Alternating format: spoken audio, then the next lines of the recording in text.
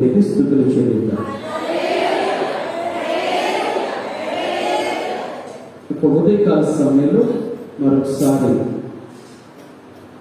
దేవుని యొక్క వాక్యంతో మీ ఎదుట నిలబడటానికి దేవుడు నాకు ఇచ్చిన ఈ ధన్యతను బట్టి స్తుతిస్తూ పరిశుద్ధ పంచుకోవాలని ఆశపడుతున్నాం. అది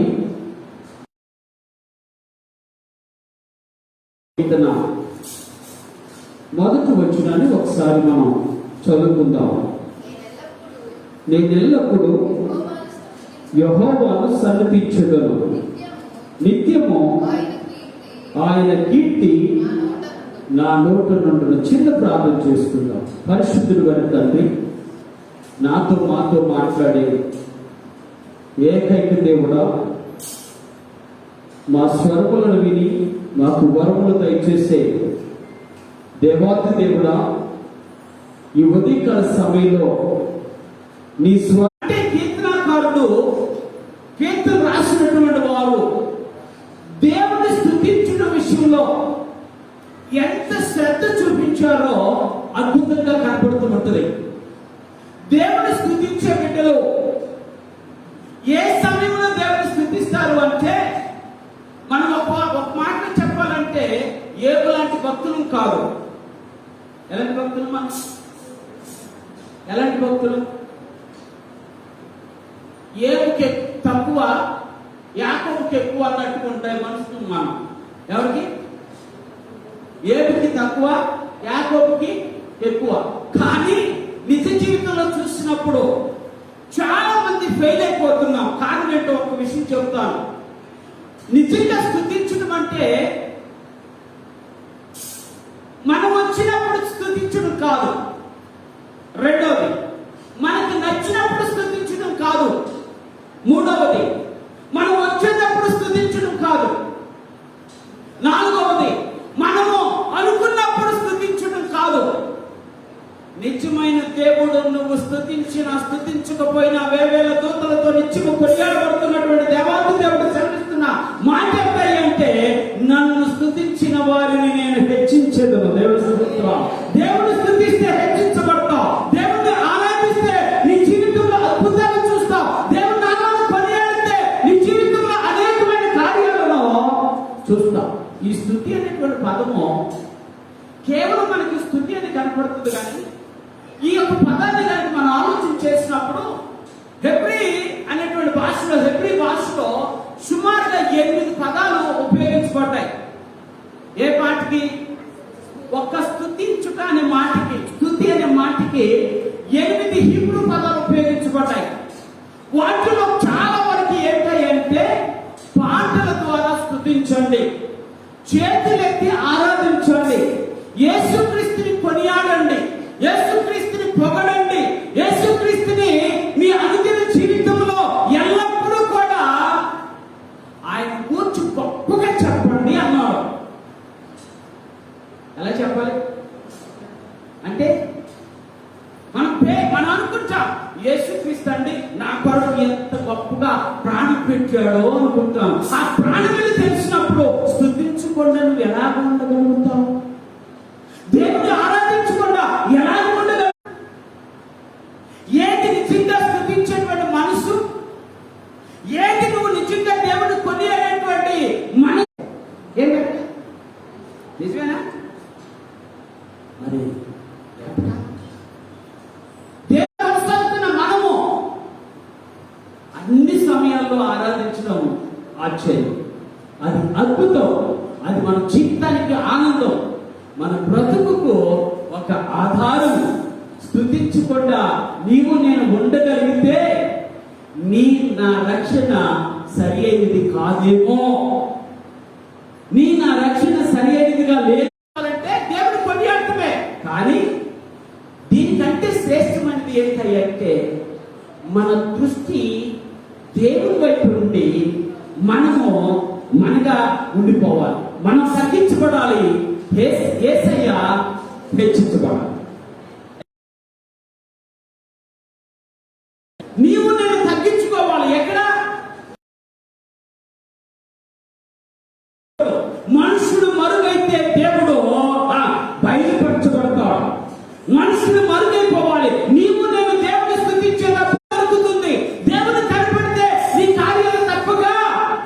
జరుగుతాయి. కానీ మనుషులు కనపడాలని మనం ఎక్కువ ప్రయత్నం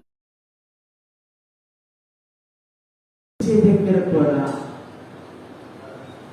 స్తుతించే దగ్గర కూడా నీవు నేను ఏమాలోచించే దేవుడు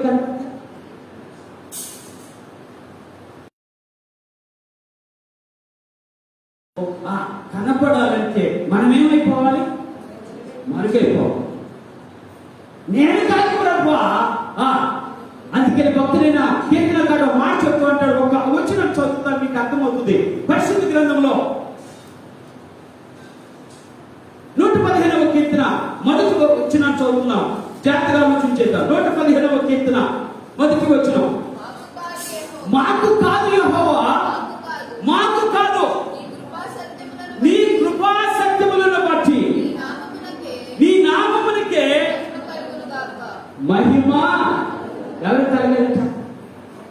ఇప్పుడు ఆలోచన చేద్దాం. నీవు నేను ఆరాధిస్తున్నప్పుడు, నీవు నేను స్తుతిస్తున్నప్పుడు, నీవు నేను దేవుని కొనియాడుతున్నప్పుడు, నీవు నేను దేవుని గణపరుస్తున్నప్పుడు నీ ఆలోచన ఎలా ఉండాలి అంటే, అయ్యా మాకు కాదు, యెహోవా మాకు కాదు, మరి ఎవరికి? నీ కృపా సత్యమును బట్టి నీ నామమునికే మహిమ కలుగును గాక. తెలుసుకుంటా, నీవు నేను మరుగైతే దేవుడు మహిమపరచబడతాడు. నీవు నేను మరుగు కాకుండా ఉంటే, నీవు నేను మహిమపరచబడుతూ ఉంటే దేవుడు ఎన్నడూ కూడా మహిమపరచబడలేడు, మహిమపరచబడలేడు. అందుకనే బైబిల్లో చెప్పిన ఒక మాట చెప్తాను, మీకు బాగా అర్థమవుతుంది.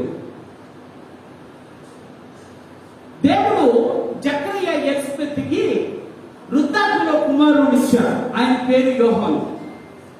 మీరు లూకా సువార్త మీరు చదువుకోండి. 2వ అధ్యాయం చదివితే, 1వ అధ్యాయం 2వ అధ్యాయం చదివితే మీకు ఒక విషయం కనపడుతుంది. ఏంటంటే, స్త్రీలలో యోహాను వంటి వాడు ఎవడు పుట్టడు, పుట్టబోడు అన్నాడు. అంటే స్త్రీ మహా గొప్పవాడు. ఎవరు? యోహాను. బాప్తిస్మిచ్చి యోహాను. బాప్తిస్మిచ్చి యోహాను అంత గొప్పవాడై ఉండి కూడా యేసయ్య కనపడగానే ఏమన్నాడు తెలుసా? అయ్యా నీ చెప్పులు వారిప్పుటకు. ఇప్పుడు ఎవరు కనపడాలి? మరిగైపోయాడు. యోహాను బాప్తిస్మిచ్చాడు. మహా పేరు ప్రఖ్యాతులు కలిగిన వాడు, దేవుని సన్నిధిలో నిలిచిన వాడు, ఇశ్రాయేలులందరినీ గ్యాదర్ చేసిన వాడు, ఇశ్రాయేలుకి వాక్యాన్ని ప్రకటించి మీరు మారండి, సర్పసంతామా రాకపో ఉగ్గత నుండి మీరు తప్పించుకోవడానికి మిమ్మల్ని అర్థమవుతుందా అని చెప్పి అంత గొప్పగా వాక్యం చెప్పినటువంటి యోహాను యేసయ్యను చూడగానే, అనగా యేసయ్య మందిరంలో కనపడగానే, యేసయ్య సన్నిధి కనపడగానే యోహాను ఏమైపోయాడు? నేను కాదు గొప్పవాడు, నా వెనక వచ్చేవాడు నాకంటే గొప్పవాడు. ఆయన ఇప్పుడు వచ్చాడు కాబట్టి ఆయా నీ చెప్పులు వారు నిప్పడానికి కూడా నేను యోగ్యుడు. కానీ తల్లి తాను తగ్గించుకొని, తల్లి తాను మరుగైపోయి దేవుని మహిమపరిచాడు. అందుకనే యోహాను అంతగా ఆశీర్వదించబడ్డాడు. చరిత్రలో అంతగా ఆశీర్వదించబడ్డాడు. అందుకని ఉదయకాల నా ప్రేమ దేవుడారా, నీవు నేను కూడా దేవుని స్తుతించేటప్పుడు దేవునికి మహిమ కలగాలి అంటే నీవు నేను మరుగైపోయి ఉండాలి. నీవు నేనేమయ్యాలి? కనపడకూడదు, దేవుడే కనపడాలి, దేవుని మహిమ కనపడాలి, దేవుని ప్రభావం కనపడాలి, దేవుని యొక్క కీర్తి కలగాలి అంటే. అందుకని ఆయన అంటాడు, తన మహిమకు కీర్తి కలుగు నిమిత్తము నేను ఏర్పాటు చేస్తున్న దేవుడు. ఎవరికి? మహిమ ఉంది కానీ దానికి ఏం కలగాలట? కీర్తి కలగాలట. అందుకని దేవుడు నేను ఏర్పాటు చేస్తున్నాను. అందుకని ఉదయకాల సమయంలో నా ప్రేమ దేవుడు పెట్టారా, దేవుని ఆరాధించేదేవో, దేవుని స్తుతించేదేవో మరుగైపోవటానికి ప్రయత్నించి దేవుడు మహిమ పొందుతాడు. మా కాదు యెహోవాను మనస్ఫూర్తిగా చెప్పగలిగితే దేవుడు మహిమ పొందుతాడు. కావాల్సింది దేవుడు మహిమగా. ఈ మహిమ నువ్వు నేను సంపాదించుకునే మహిమ కేవలము కొద్ది దినాలు కదా. ఎంత దినాలు ఉంటాయి? మీరు చరిత్రలో చూడండి, ఛానల్స్ లో చూడండి, మహా గొప్పవారు ఈ రోజున ఎంత భయంకరమైన స్థితిలో ఉన్నారో. అందుకే దేవుని సన్నిధిలో చెప్తున్నా, నీవు నేను మరుగైపోతే దేవుడు మహిమపరచబడతాడు. మహిమపరచున దేవుడు నా ప్రతి అవసరతను తీరుస్తాడు.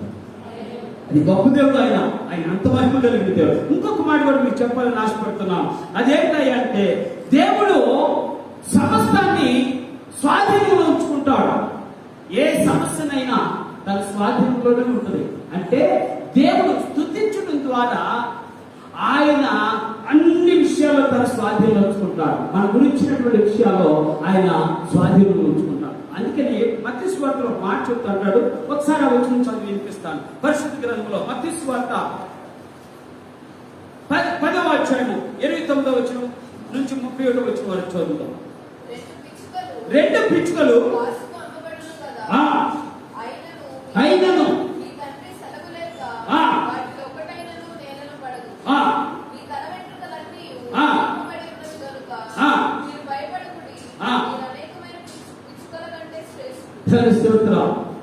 అంటే దేవుడు మన జీవితంలో సమస్తాన్ని తన స్వాధీనం ఉంచుకునేటువంటి గొప్ప దేవుడు. అదే ఏంటయ్యా నాకెందుకే జరుగుతుంది ఇలాగా మనం అంటాం కదా, అర్థం అంటామమ్మా, నాకెందుకు జరుగుతుంది అంటే అంతరంగంలో ఈ మాట కూడా ఉంటుందేమో. వాళ్ళకి ఎందుకు చెప్తలేదు? ఎవరికి? నాకెందుకు జరుగుతుంది, మా పక్కన వాళ్ళకి తగ్గట్లేదేంటి? కానీ దేవుడు మాట్లాడుతున్న మాట ఏంటంటే, దేవుడు ప్రతి ఒక్క విషయంలో తన ఆలోచన ఆయన ఇచ్చేసుకున్నాడు. He is in control of everything that we are. మన దేవుడు మన విషయంలో సమస్తమును తన స్వాధీనంలో ఉంచుకున్నటువంటి మహాశక్తి కలిగిన దేవుడు. స్తుతించడం నువ్వు అలవాటు చేసుకుంటే సమస్తమని ఆయన స్వాధీనంలో ఉంచుకుంటాడు. మీ విషయంలో నా విషయంలో కూడా ఆయన స్వాధీనం. మనం ఆలోచన చేసినప్పుడు మనకి వెంట్రుక ఎంత విలువ లేదు కదా, అవునా? విలువ ఉందా? విలువ ఉంటే దీన్ని మనం ఎందుకు ఓడగొట్టుకుంటాం కదా. కానీ ఈ విలువ లేనటువంటి దాన్ని కూడా దేవుడు అంటున్నాడు, ఈ విలువ లేనిది కూడా నా దృష్టికి విలువైనదే, కానీ అది రాలిపోవటం, నీ తలలో నుంచి రాలిపోవటం కూడా నా అనుమతి లేకుండా. ఒక పిచ్చుక నేలను రాల్చమంట దేవుడు అనుమతిస్తేనే జరుగుతుందట. దేవుడు అంటే ఆయన నీ విషయంలో ఎంత కంట్రోలింగ్ చేసుకుంటున్నాడు, ఎంత తన స్వాధీనం చేసుకుంటున్నాడు నిన్ను. ఏది జరగదట, నీ తల్లో వెంటనే రాలిపోవడం జరగదట, పిచ్చుక ఆకాశం నుండి నేల మీద పడటం కూడా జరగదట. అందుకే చెప్తా అంటాడు, వీటన్నిటికంటే నువ్వు శ్రేష్ఠుడు కదా, నువ్వు శ్రేష్ఠుడు కదా. యాకోబు మోసం చేసి, జాగ్రత్తగా వినాలి మాట, యాకోబు ఏం చేసి మోసం చేసి అన్న ఒకరి నుండి పారిపోతున్నాం అంటే అన్న చంపేస్తాడు, భయం వేసింది. అంటే ఇప్పుడు ఎప్పుడైనా మీరు జ్ఞాపకం చేసుకోండి, మనం ఒకవేళ బయటికి గాంభీర్యంగా ఉన్నా, ఏంటి బయటికి మనం గాంభీర్యంగా ఉన్నా, మనం చేసిన క్రియ మన అంతరాత్మని ఏం చేస్తుంది? ఘోషిస్తుంది. అంతరాత్మని గర్జిస్తుంది, అంతరాత్మని గర్జిస్తుంది. సరే మోసం చేశాడు, వెళ్ళిపోతున్నాడు. వెళ్ళిపోతూ చివరికి ఒక స్థలంలో పడుకున్నాడు. ఎవరైనా జాతకాలు బైబిల్ చెప్పిన మాట, అస్తమయం కలగా ఆయన ఒక చెట్టు దగ్గర ఉండి ఆ రాత్రి అక్కడ పడుకొని తలగడి కింద ఒక రాయి పెట్టుకొని నిద్రపోతున్నాడట. జాతకాలు ఈ మాట బాగా అర్థమవుతుంది. బాగా నిద్రపోతుంటే ఆయనకు ఒక దర్శనం వచ్చింది. ఆ దర్శనంలో రెండు మాటలు చెప్తారు. మొదటిది, ఒక భయంకరమైన వెలుగు ఆ దర్శనంలో కనబడింది. ఆ వెలుగులో దేవదూతలు కనపడ్డారు. జాగ్రత్త విషయం. దేవదూతలు కనపడగానే యాకోబుకి వెలుగు వచ్చింది. ఏంటిది విచిత్రంగా లేదు? నేను ఎవరిని కదా, నేను మోసగాడిని కాదా? నేను మోసగాడినై మోసం చేసి నేను నా జీవితాన్ని, నా ప్రాణాన్ని రక్షించుకోవడానికి నేను పరిగెడుతూ ఉంటే నా ప్రభు మాత్రం ఆయన తన కనికరమును చూపుతూనే ఉన్నాడు కదా, ఆయన కంట్రోల్ చేస్తూనే ఉన్నాడు సంస్థాన్ని. ఆయన కంట్రోల్ చేస్తున్నాడు. ఈ రోజున నా జీవితంలో కూడా దేవుడు నువ్వు ఏ స్థితిలో ఉన్నావని కాదు, ఇక్కడ ఏ పరిస్థితిలో ఉన్నావని కాదు, దేవుడు ఆలోచిస్తుంది. నీవు దేవుడిని స్తుతించడం అలవాటు చేసుకుంటే దేవుడు సమస్తాన్ని తన స్వాధీనంలో ఉంచుకుంటాడు. అంటే అపాయమేమి రాకుండా ఆయన నీ చుట్టూ కవచంగా ఉంటాడు. దేవుడు స్తోత్రాలు. ఆపద రాకుండా దేవుడు నిన్ను అద్భుతంగా కాపాడుతాడు. అందుకే నేను చెప్తాడు, నేల రాలినటువంటి ఆ పిచ్చుక కంటే నువ్వు శ్రేష్టం, నేల రాలినట్టు నీ వెంట్రుక కంటే నువ్వు శ్రేష్ఠుడవు.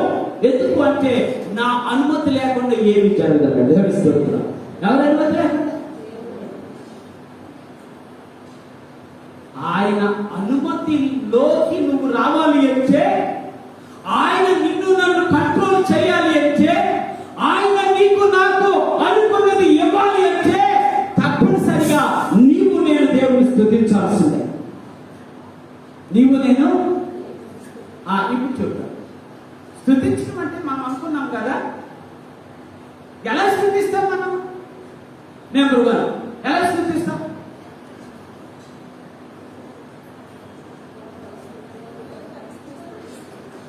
ఎలా స్తుతిస్తాం?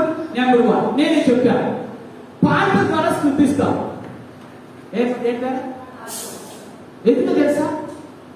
జీవ ఫలము అన్నాడు భక్తుడైనటువంటి పౌలు గారు. ఏప్రిల్ రాసిన పత్రిక 13 మీరు చూస్తే అర్థమవుతుంది. ఏ ఫలం అది? జీవ ఫలం అంటే నోటిలో నుండి వచ్చేటువంటి స్తుతి దేవుడి దృష్టిలో ఒక అద్భుతమైన ఫలం. పాటలు పాడటమంటే భక్తుడైనటువంటి పౌలు గారు చెప్తుంటాడు, ఒకరినొకరు బుద్ధి చెప్పుకోవాలి. దేని ద్వారా?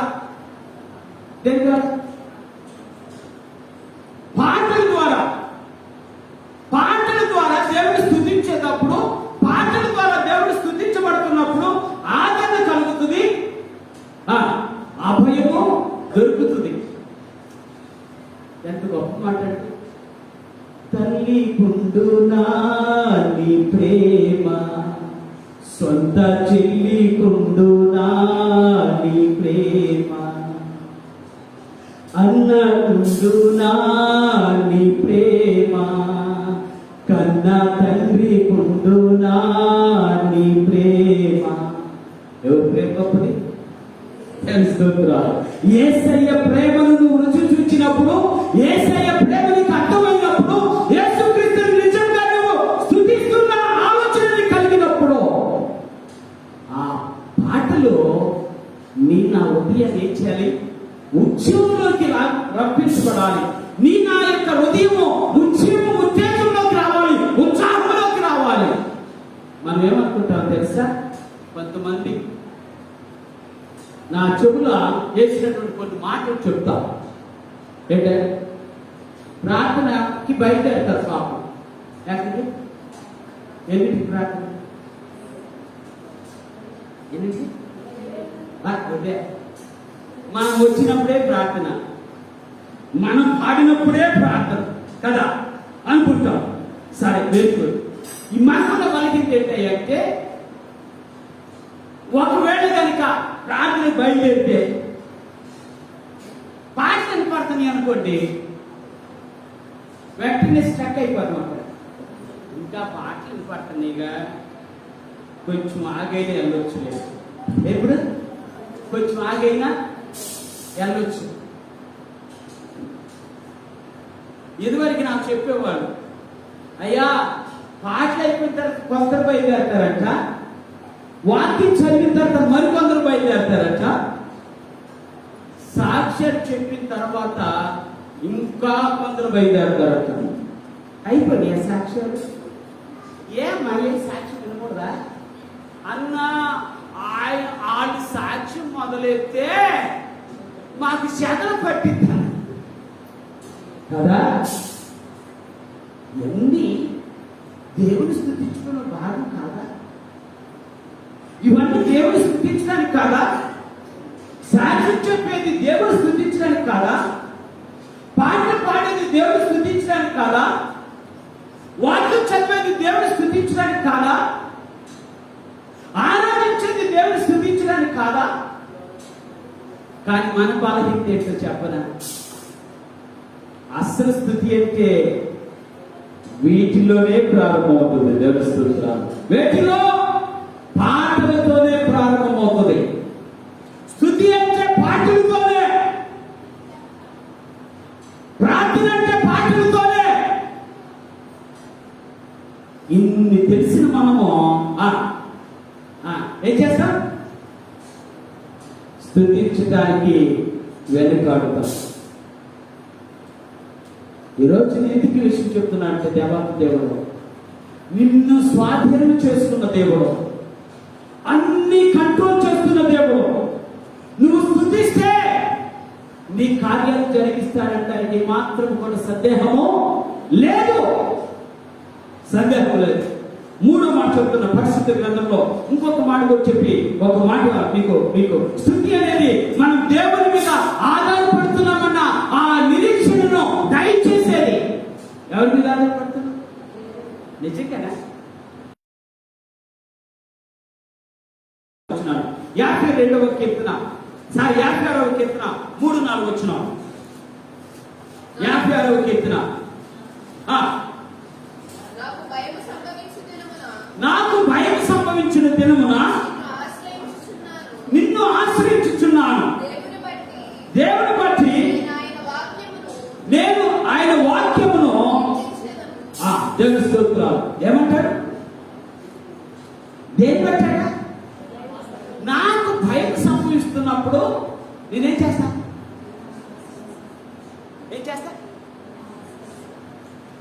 అక్కడే చెప్పి అక్కడే ఉన్నది, బయట చెప్పదు.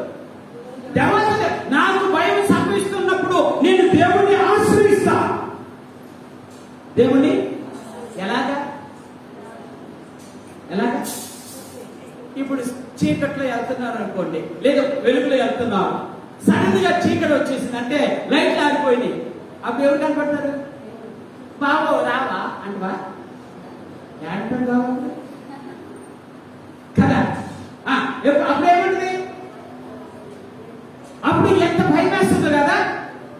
చీకట్లో ఎవరు కనపడిపోతే ఇంకెంత భయం వేస్తుంది కదా? చీకట ఆవరిస్తున్నప్పుడు ఎంత భయం వేస్తుందో కదా? అప్పుడు ఎవరు కనపడతారు? అప్పుడు నీళ్ళంటూ నాలంటూ నేనైతే అనుకుంటా, స్తుతి స్తోత్రం స్తోత్రం స్తోత్రం, దేవా నువ్వే నా దేవుడు, దేవా నువ్వే నా దొరుకు, నీవే నా ఆశ్రయము అని ఏం చేస్తాం? నిజం కాదా? అలా కాదు. అప్పుడేనా అంటే నీకు భయం కలగాలి.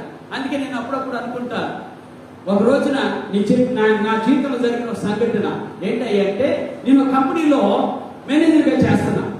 ఇంజనీర్స్ అందరూ వెళ్ళారు. ఒక సైట్ చూస్తానికి వెళ్ళాము. అయితే కన్స్ట్రక్షన్ జరుగుతున్న సైట్. మేస్త్రిని రామని పైనుంచి 7 అంతస్తులు పైన ఉన్నాం, పిలుస్తుంటే రావటం లేదు. రాకపోతే ఇట్లా చూసి ఎంతసేపు ఇచ్చినా రావట్లేదు అని చెప్పి ఒక రాయి తీసుకొని చిన్నగా ఆయన నెత్తి మీద వదిలేసేసాడు. ఎవరి నెత్తి మీద? మేస్త్రి నెత్తి మీద. పైకి చూశాడు, రా అన్న వచ్చేసాడు. దెబ్బ తగలిపోతే పైకి చూసేవాడా? అప్పుడప్పుడు అనిపిస్తుంది మనం కూడా దెబ్బ తగిలితే కానీ పైకి చూస్తామేమో. అప్పుడప్పుడు అనిపిస్తుంది, అయ్యా ప్రభువా వీళ్ళకి ఒకటి పడితే కానీ వినరేమో. ఆ పరిస్థితికి ఎందుకు మనం తెచ్చారు? దేవుడు స్పష్టంగా మాట్లాడుతున్నాడు కదా, నీవు స్తుతిస్తే, దేవుడు నువ్వు స్తుతిస్తే దేవుడు నీ సమస్తాన్ని స్వాధీనం చేసుకుంటాడు కదా. నువ్వు దేవుడు స్తుతించేవాడిగా నువ్వు చెప్తున్నటువంటి మాట ఏంటంటే, నేను దేవుని మీద తప్ప మరి ఎవరి మీద. నిజం చెప్తున్నా, మనుషుల మీద ఆధారపడుతుంది కంటే యెహోవాను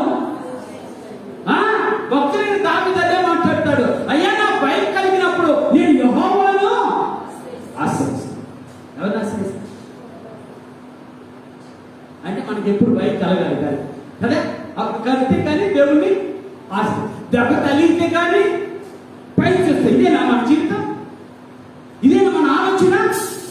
ఇందుకైనా దేవుడిని ఏర్పరచుకుంది, ఇందుకైనా దేవుడిని కొరకు రక్తం కార్చింది, ఇందుకైనా దేవుడిని ఒక నిరీక్షణ ఇచ్చి పరలోకములకు వెళ్ళి నీ కొరకు నా కొరకు ప్రార్థన చేస్తుంది.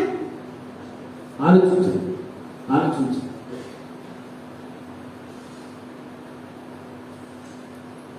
స్తుతించడం అంటే పాటలు పాడటం మొదలేసుకొని మన భాష చెప్పాలంటే చివరి ఆశీర్వాదం వరకు ఎంతమంది ఉంటారు? ఎంతమంది ఉన్నా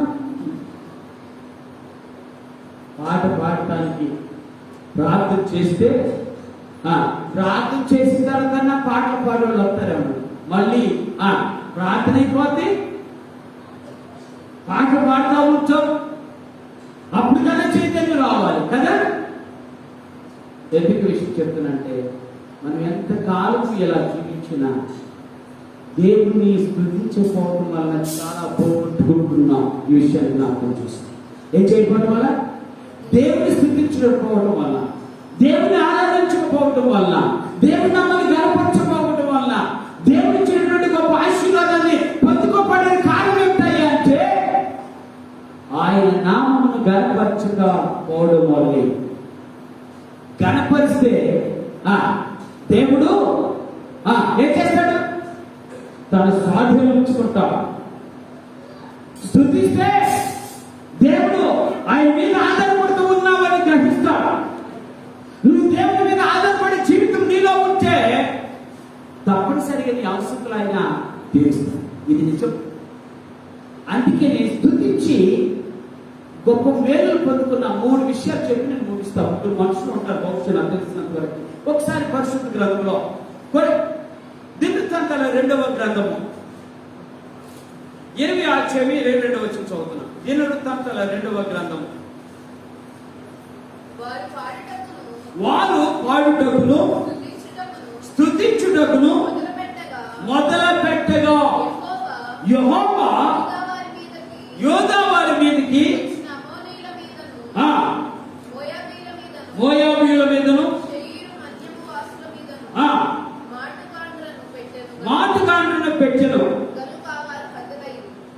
కనుక ఏం చేశారంట? ఇప్పుడు చెప్తా. ఇశ్రాయేలు చుట్టూ శత్రు సైన్యం చుట్టుముట్టేసింది. చుట్టుముడితే ఆ రోజుల్లో అమ్మోనీయులను ఎదుర్కోవడం అంటే ఇశ్రాయేలుకి చేత కాదు.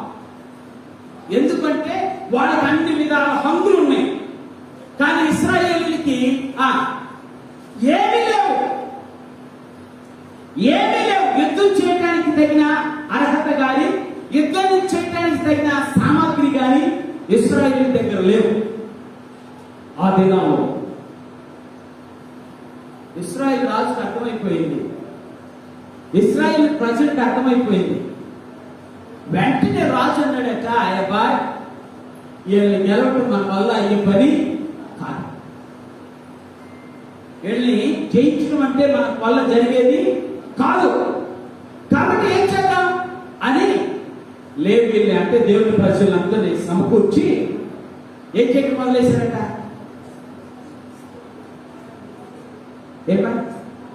పాడుచు స్తుతిస్తూ దేవుని కనపరిస్తే దేవుడే వారి పక్షాన యుద్ధం చేశాడు. ధరిస్తున్నా నీ కొరకు యుద్ధం చేయు దేవుడు ధరిస్తున్నా. ఏ శత్రువైనా సరే, ఏ సమస్య అయినా సరే, ఏ వేదనైనా సరే, ఏ వ్యాధి అయినా సరే, నీ తరఫున నీ కొరకు యుద్ధం చేసే ఏకైక దేవుడు, నీకు విజయాన్నిచ్చే ఏకైక దేవుడు నా యేసయ్య ఒక్కడే. స్తుతిస్తే విజయాన్ని సొంతమవుతుంది. ధరిస్తున్నా. ఏం చేస్తే? స్తుతిస్తే ఏమవుతుంది? స్తుతిస్తే విజయాన్ని సొంతమవుతుంది.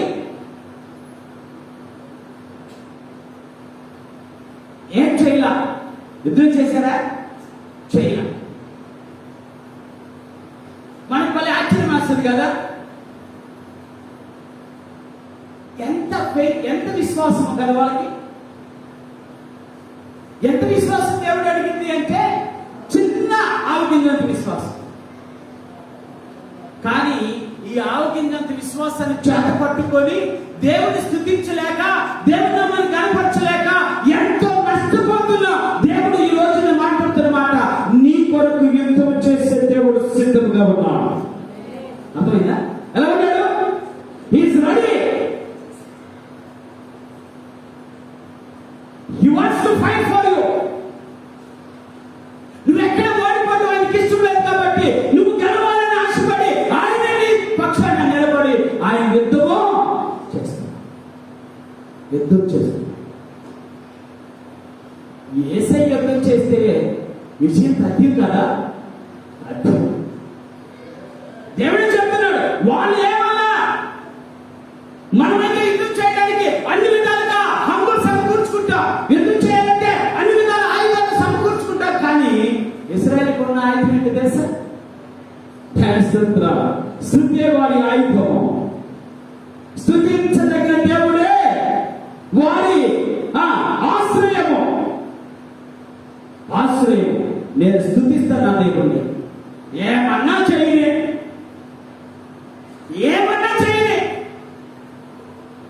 నాకు గెలుపు రావాలా రాదా అనేది పక్కన పెడతా, నేను మాత్రం నా దేవుణ్ణి స్తుతిస్తాను. వారు పాటలు పాడుతూ స్తుతిస్తుండగా దేవుడి మాటగాళ్ళని ఏర్పాటు చేసి అక్కడ ఉన్నటువంటి శత్రువులందరినీ హతం చేసిన ఏకైక దేవుడు నా యేసయ్య. స్తుతిస్తున్నాం. ఇంకో మాట కూడా మనం సాగిస్తాం. దేవత దేవుడు సాగించాడు, అయ్యా ఈ ఎరుకో లోపలికి వెళ్ళాలంటే మన వల్ల కాదు. ఎందుకో తెలుసా? ఎరుకో వాడలో ఎక్కడ ఇలా పైకి చూడాల్సి వస్తుంది.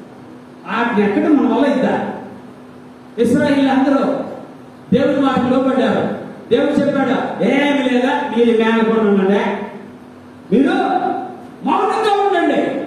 ఏం చేస్తాను ప్రభా? నేను ఏం చేస్తానో చూస్తాను. మీరు చూద్దరు కానీ ఒకసారి ఆలోచించండి. ఏంటంటే మీరు చేయాల్సిందల్లా ఏంటంటే 7 రోజులు ఆ చుట్టూ తిరగండి. 7వ రోజున ఏం చేయాలి కాదా? తెలీదా మీకు? 7వ రోజున గొప్ప శబ్దంతో అరుస్తూ 7 సార్లు ఆ ఎరుకో పట్టణం చుట్టూ తిరగమన్నారు. 6 సార్లు తిరిగినా ఏం కావాలి.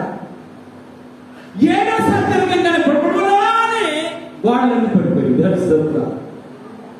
అర్థమవుతుందా? నువ్వు ఆరాధించే దేవుడు శక్తివంతుడమ్మా. నువ్వు ఆరాధించే దేవుడు మహాబలవంతుడు.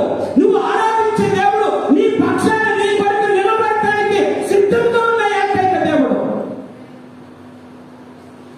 యుద్ధం చేయక్కర్లా, స్తుతించడం చేస్తే ఎక్కువ గొడవలు పడ్డాయి. స్తుతించడం వదిలేస్తే శత్రువులు హతమయ్యారు. మరి నీకెందుకు కావాలి అంటే నువ్వేం చేయట్లా? స్తుతించుట. ఒకవేళ స్తుతించినా మన వాళ్ళం కనుక ఎలా ఉంటామంటే ట్రైన్ టికెట్ తీసుకుంటాం. ట్రైన్ టికెట్ మీద రాసి ఉంటే టైం ఇంతని. ఆ టైం దాకా కౌంటర్ దగ్గర కూర్చుంటాం. సరే కదా అని బయలుదేరుతాం. ఆ టైం వస్తుంది, ఈ లోపల నువ్వు దిగాక వెళ్ళిపోతావు కదా. అంతేనా కదా? జరిగేది అంతేనా? అంటే ఏం లేదు. అందుకని నేను చెప్తా, ఎప్పుడైనా ట్రైన్కి వెళ్ళాలంటే టికెట్ తీసుకుని ఆ నిలబడితే కుదరదు. ఏం చేయాలి? అర్థం కాలే. మీరు అందరూ ట్రైన్లో బాగా పనిచేసి ఏం చేయాలి? నెంబర్ 1 ప్లాట్ఫామ్ ఏ ప్లాట్ఫామ్ మీదకి వస్తుందో కనుక్కోవాలి. నెంబర్ 2 ఒకవేళ మనం రిజర్వేషన్ చేసుకుంటే ఆ భూమి ఎక్కడికి వస్తుందో చూసుకోవాలి. కొన్ని ట్రైన్లు 5 నిమిషాలు ఉంటాయి. ఈ మధ్య కొత్త ట్రైన్లు వచ్చినాయి,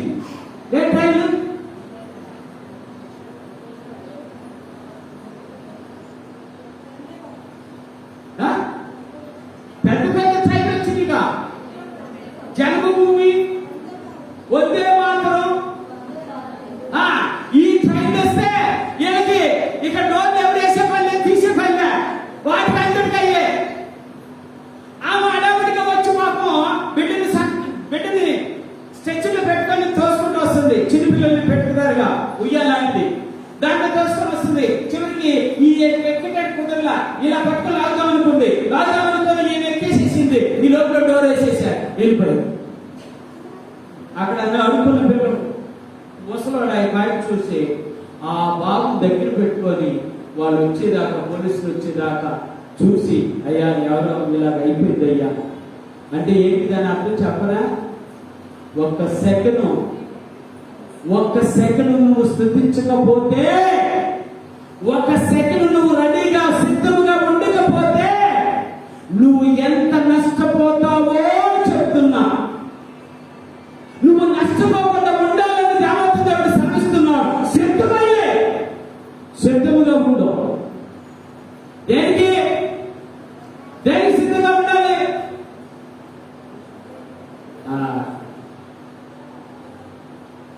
అందుకే నేను మా వాడికి చెప్పా, మా అసిస్టెంట్కి చెప్పా, అబ్బాయి రేపు నుంచి నువ్వు కనుక 6:50 కల్లా రావాలి, వచ్చి చర్చి తాళాలను తీసేయాలి. ఎవరైనా ఆపారంటే చెప్పు వాళ్ళకి, నేను ఎందుకు చర్చి తాళాలు చేయాలి. ఎందుకు?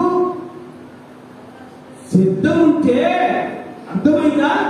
సిద్ధం ఉంటే యుద్ధమైన జయమే, యుద్ధమైన జయమే. వాళ్ళు స్తుతించి గొప్ప విజయాన్ని పొందుతున్నారు. దేవస్తోత్రం. స్తుతించి గొప్ప విజయాన్ని పొందుతున్నారు. ఆ విజయం నీకు తథ్యం కావాలని నా మనసారా ప్రార్థన చేస్తున్నాను. ఇంకొక మాట కూడా నీకు చెప్పాలని ఆశపడుతున్నాను. పరిశుద్ధ గ్రంథంలో కీర్తన గ్రంథము 5వ కీర్తన 11వ వచనం, 5వ కీర్తన 11వ వచనం కూడా చదువుతున్నాం. నిన్ను ఆశ్రయించు వారందరూ సంతోషించుదురు, నీవే వారిని కాపాడుదువు. చాలు, దేవస్తోత్రాలు. నీవే వారిని, అక్కడేమో శత్రువుపై విజయం ఇచ్చాడు కేవలం స్తుతి ద్వారానే. నో వెపన్, ఆయుధమేమీ లేదు, కానీ స్తుతించాడు, విజయాన్ని సాధించాడు. ఇక్కడ స్తుతించాడు, దేవుడు వారిని సంరక్షించాడు. దేవస్తోత్రాలు. నువ్వు స్తుతిస్తే సంరక్షించబడతావు. రక్షించబడటమే కాదు, రక్షించబడిన వాళ్ళు ఏం చేయబడాలి? అర్థమైందా? రక్షించబడిన వాళ్ళు ఏం చేయబడాలి? సంరక్షించబడాలి. సంరక్షణ వేరు, రక్షణ వేరు. రైట్? రక్షణ అంటే దేవుడు నీకు ఉచితంగా ఇచ్చేది. సంరక్షణ అంటే నీ సొంతంగా తెచ్చుకునే. దేవుని స్తోత్రం. అది నీ వల్లే సాధ్యము. అర్థమైందా? నా బిడ్డలు పుట్టారులే, హ్యాపీ. కుదరదు. బిడ్డలు పుట్టితే హ్యాపీ, కానీ ఒక్కతో అయిపోలే. బిడ్డలు పెంచాలి, వాళ్ళు చదివించాలి, వాళ్ళకి మంచి భవిష్యత్తు అనుగ్రహించాలి, వాళ్ళ కొరకు నువ్వు ఆహరించలు. అది సంరక్షణ. వదిలిపెడితే ఏమైపోతారు? వదిలిపెడితే ఏమైపోతారు? పాడైపోతారు. అవునా? వదిలిపెడితే పాడైపోతారు. కాబట్టి వదులుకొని ఉండాలి. ఏం చేయాలి? వాళ్ళు సంరక్షించాలి. వాళ్ళు సంరక్షించాలంటే నువ్వేం చేయాలి? నువ్వు స్తుతించాలి. కంటే ఇక నీకు వేరే ఆధారం లేదు, నీకు వేరే ఆధారము లేదు. నువ్వు స్తుతిస్తే నీ బిడ్డలు సంరక్షించబడతారు. నువ్వు స్తుతిస్తే నువ్వు సంరక్షించబడతావు. దేవుడు నీకు అన్ని విధాలుగా సహాయము చేస్తాడు, అన్ని విధాలుగా సహాయం చేస్తాడు, కాపాడతాడు.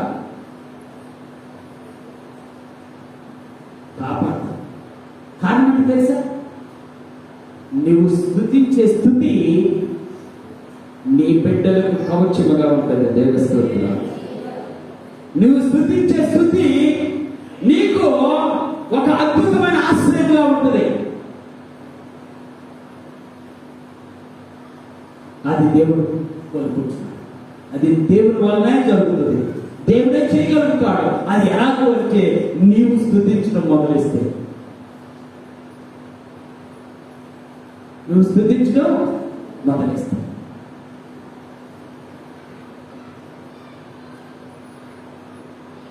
ఒక పట్టు ముసలమ్మ దగ్గర 85 years ఎప్పుడు చుట్టల తల్లిని, ఎవరు పట్టించుకోవట్ల తల్లిని, ఎవరు ఆదరించట్లా. ఒక మీడియా చూశాడు. చూసి ఆ తల్లి దగ్గరికి వెళ్ళి, ఏమ్మా ఏంటి పరిస్థితి అని చెప్పి అంతా అంటే, ఏం లేదయ్యా, నన్ను ఎవరు చూడలేదు, కానీ నా దేవుడు నాకు సహాయం చేస్తాడని నమ్ముకుంటాను. ఎలా చేస్తాడు? ఏమో చూస్తాను అని అనుకొని ఆమె, మరి నీకేమొచ్చు అన్నాడు. నాకేమొచ్చు అంటే నాకు పాటలు పాడుతూ వచ్చు. ఏమంటారు?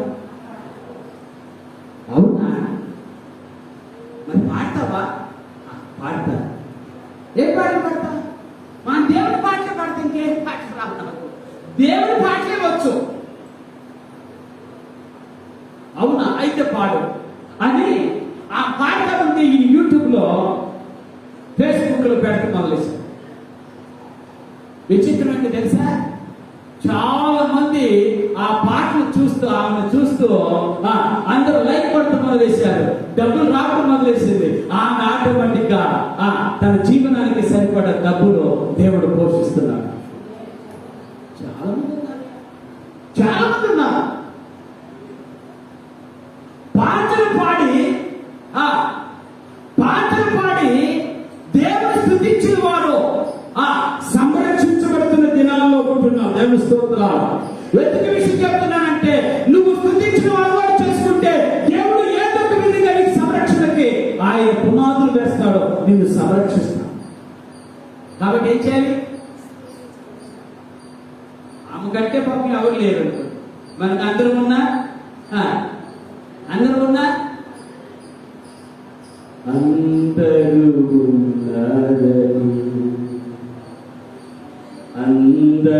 నా వారని ఏంటట?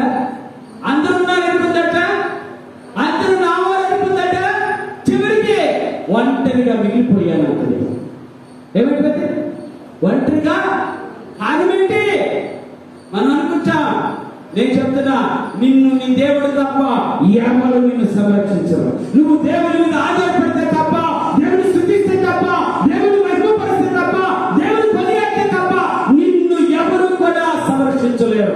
ఒకవేళ దేవుడు నిన్ను సంరక్షించాలంటే దేవుని స్తుతించడం అలవాటు చేసుకో. దేవుని స్తుతించడం అలవాటు చేసుకో. దేవుడే నిన్ను సంరక్షకులను ఏర్పాటు చేస్తాడు. సంరక్షకులను ఏర్పాటు చేస్తాడు. 3వ మాట చెప్పి ముగిస్తాను. పరిశుద్ధ గ్రంథంలో అపొస్తలుల కార్యంలో 16వ అధ్యాయం 25-26 వచనం చెప్పి నేను ముగిస్తున్నాను. అపొస్తలుల కార్యంలో 16వ అధ్యాయం, ఇది అందరికీ తెలిసినటువంటి మాట. 25-26 వచనం. అయితే మధ్యరాత్రి వేళ సౌలును సీలయు దేవునికి ప్రార్థించుచు దేవుని స్తోత్రాలు కీర్తనలు పాడుచుండ్రి. తర్వాత జరిగింది మీకు అర్థం. ఏం చేస్తున్నారట? శ్రమలో స్తుతించడం అలవాటు చేసుకున్నటువంటి పౌలు భక్తులు, శ్రమలో దేవుని స్తుతించినటువంటి ఈ యోగ భక్తులు, శ్రమ వారి జీవితంలో జరిగిన సంఘటనలో ఆధారం చేసుకుని దేవుడు మాట్లాడుతున్న మాట ఏంటంటే, వారు స్తుతి చెల్లిస్తూ ఉంటే, కీర్తన పాడుతుంటే శరసాలు ఏమైందట? అంటే నీవు దేవుని ఆరాధించడం మొదలు పెడితే, దేవుని స్తుతించడం మొదలు పెడితే, దేవుని మహిమపరచడం మొదలు పెడితే, దేవుడు నీ జీవితంలో అద్భుతాన్ని చేస్తాడు. అద్భుతం కాదా? పాటలు పాడితే శాసనాలు బదలవుతుందా? పాటలు పాడితే సంఖ్యలు ఊడిపోతుందా? చూసారా ఎంత విశ్వాసం. అందుకే చెప్తున్నా ఉదయకాల సమయంలో నీవు నేను దేవుని స్తుతించడం అలవాటు చేసుకుంటే నీ జీవితంలో అద్భుతమే జరుగుతుంది. అద్భుతం చేయగలిగిన దేవుడు నీ పక్షాన ఉన్నాడు. అర్థం చేస్తే అద్భుతం చేయగలిగిన దేవుడు నీ పక్షాన ఉన్నాడు. అందుకనే దేవుడు శారద అన్నాడు,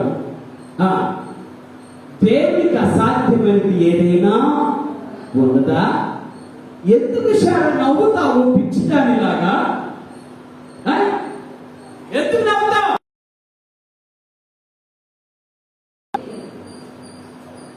లేదు. నిరూపించాడు. ఏమన్నాడు తెలుసా? మృతతుల్యమైన శార గర్భము తెరిచిన దేవుడు. తెలుస్తున్నాడు. చచ్చిపోయిందండి. ఏంటి గర్భం సచ్చి వాడే చచ్చిపోయింది కదా, దానికి జీవం లేదు. కానీ ఆయన కూడా ఎవరికి?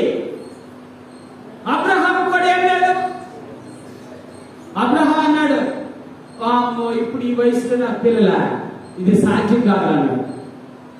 మనసులో అనుకుని ఉంటుంది తప్పనిసరిగా, చాలా అనుకుని ఉంటుంది మనసులో. ఆమె అయితే బయటగా చేసేసింది, ఇది అలాగే ఇది అక్కడ జరుగుతుంది. అసాధ్యమైనది ఏదైనా కలదా?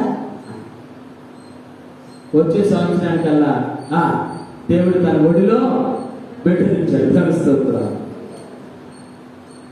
ఎందుకు విషయం చెప్తున్నంటే, స్తుతించడం ప్రారంభం చేస్తే నీ జీవితంలో రుచి చూడనటువంటి అద్భుతాలు చూస్తావు. దేవస్థానం స్తుతించడం మరొకటి.